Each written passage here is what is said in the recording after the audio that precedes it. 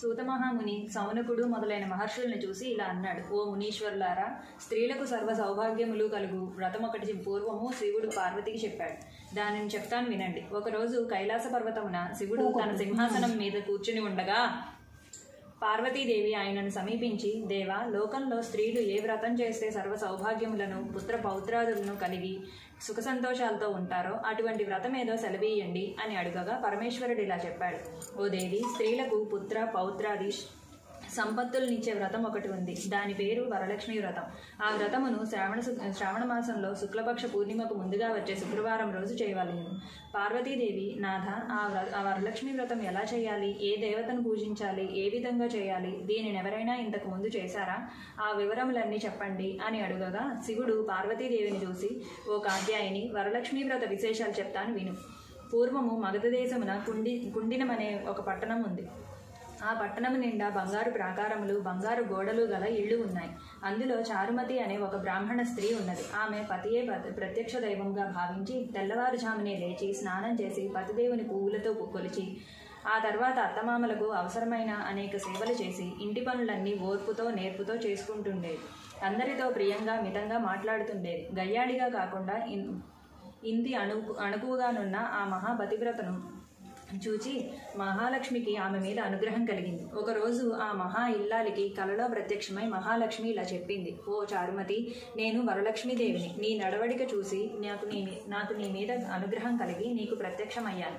శ్రావణ మాసంలో శుక్లపక్ష పూర్ణిమకు ముందుగా వచ్చే శుక్రవారం రోజు నన్ను పూజించితే నీకు కోరిన వరములిస్తాను. అలా ప్రత్యక్షమైన అమ్మవారిని చూసి ఎంతో మురిసిపోయిన చారుమతి దేవి కలలోనే వరలక్ష్మీదేవికి ప్రదక్షిణ నమస్కారములు చేసి, నమస్తే సర్వలోకానాం జనన్యే పుణ్యమూర్తయే శరణ్యే త్రిజగద్వంద్యే విష్ణు వక్షస్థలాలయే అని అనేక విధములు స్తోత్రం చేసింది. ఓ జగజ్జనని, నీ కటాక్షంపు కలిగితే జనులు ధన్యులవుతారు, విద్వాంసులవుతారు, సకల సంపన్నులవుతారు. నేను పూర్వజన్మల్లో చేసిన పూజాఫలం వలన నీ దర్శనం నాకు కలిగింది అనగా వరలక్ష్మీదేవి సంతోషము చెందింది. ఆ వెంటనే మెలకువ వచ్చి నాలుగు వైపులా చూస్తే చారుమతికి వరలక్ష్మీదేవి ఎక్కడా కనబడలేదు. అప్పుడు ఆమెకు అర్థమైంది తాను కలగన్నానని.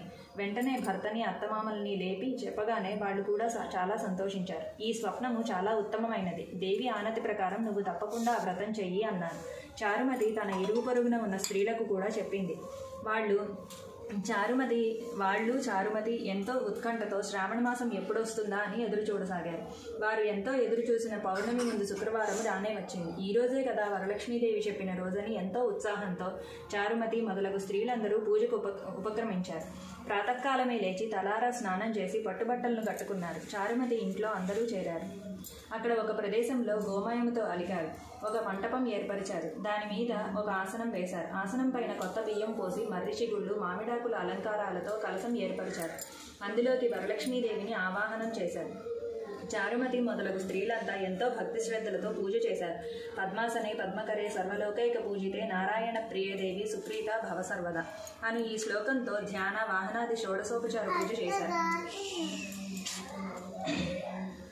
9 సూత్రములు గల తోరాన్ని కుడి చేతికి కట్టుకున్నారు. వరలక్ష్మీదేవికి అనేక రకములైన పిండి వంటలు చేసి నైవేద్యం పెట్టారు. దాని తర్వాత ప్రదక్షిణం చేస్తుండగా ఆ స్త్రీలందరికీ గల్లుగల్లుమని శబ్దం వినపడింది. వెంటనే తమ కాళ్ళను చూచుకుంటే గజ్జెలు మొదలైన ఆభరణాలు కనిపించాయి. చారుమతి మొదలైన స్త్రీలంతా వరలక్ష్మీదేవి కృపాకటాక్షములు కలిగాయని ఎంతో మురిసిపోయారు. రెండో ప్రదక్షిణం చేయగానే చేతులకు దగదగలాడే నవరత్నాలతో కూడిన కంకణములు మొదలైన ఆభరణములు కనిపించాయి. ఇంకా వాళ్ళ ఆనందం ప్రత్యేకించి చెప్పేదేముంది. మూడవ ప్రదక్షిణం పూర్తి కాగానే ఆ స్త్రీలంతా సర్వాభరణ భూషాలంకృతులయ్యారు. చారుమతి మొదలైన ఆ స్త్రీల ఇళ్లన్నీ స్వర్ణమయములయ్యాయి. వాళ్ళకి రథ, గజ, దురగ వాహనాలు ప్రసాదింపబడ్డాయి. చారుమతి ఇంటి నుంచి ఆ స్త్రీలను తీసుకొని పోవడానికి వారి ఇళ్ల నుంచి గుర్రాలు, ఏనుగులు, రథాలు, బండ్లు వచ్చాయి. ఆ స్త్రీలు చారుమతి కలిసి వారి చేత శాస్త్ర ప్రకారం పూజ చేయించిన బ్రాహ్మణోత్తమునికి గంధం, పుష్పం, అక్షతలతో పూజించి 12 కుడుములు వాయనమిచ్చి దక్షిణ తాంబూలములిచ్చి నమస్కరించారు. బ్రాహ్మణుడు వారిని ఆశీర్వదించారు. వరలక్ష్మీదేవికి నైవేద్యంగా పెట్టిన పిండి వంటలను బంధుమిత్రులతో తిని తమ కోసం వచ్చిన గుర్రాలు, ఏనుగులు మొదలైన వాహనాలలో వారి ఇండ్లకు బయలుదేరారు. వారు త్రోవలో చారుమతి తమ భాగ్యమును ముచ్చటించుకుంటూ వెళ్లారు. లక్ష్మీదేవి తనంతట తానే స్వప్నంలో వచ్చి ప్రత్యక్షం అవటం అంటే మాటలా? చారుమతి ఎంత అదృష్టవంతురాలు అనుకున్నారు. చారుమతికి ప్రత్యక్షమైన విధానం తన మటుకే దాచుకుని తను ఒక్కతే పూజించకుండా తమ అందరికీ చెప్పి తమకి కూడా ఇంతటి సౌభాగ్యం కలుగజేసిన చారుమతి ఎంతటి పుణ్యురాలు, అలాంటి ఆమె పరిచయం కలిగి ఉండినా తామెంత భాగ్యవంతులు అని ఎంతో మురిసిపోయారు. అప్పటి నుంచి చారుమతితో సహా వారందరూ క్రమం తప్పకుండా ప్రతి సంవత్సరం ఈ పూజ చేస్తూ పుత్ర పౌత్రాభివృద్ధి కలిగి ధన కనక వస్తు వాహనములు కలిగి సుఖ సంతోషాలతో ఉన్నారు. కావున ఓ పార్వతి, ఈ ఉత్తమమైన వ్రతమును చేస్తే, అలా ఎదుటివారికి చెప్పి చేయిస్తే సర్వ సౌభాగ్యములు కలిగి శుభముగా ఉంటారు. ఈ కథను విన్నవారికి, చదివిన వారికి కూడా వరలక్ష్మీ ప్రసాదం వలన సకల కార్యములు సిద్ధించును అన్నాడు పరమేశ్వరుడు. సూతమహాముని, సౌనకుడు మొదలగు వారితో, మునులారా, విన్నారుగా చారుమతి ఎదుటివారి మంచి కూడా ఎలా కోరిందో. ఎదుటి మనిషికి మంచి కలగాలని కోరుకుంటే అమ్మవారు ఇంకా ప్రసన్నురాలై మీరు కోరకుండానే మీకు మంచి చేస్తుంది అన్నారు. కథ సమాప్త.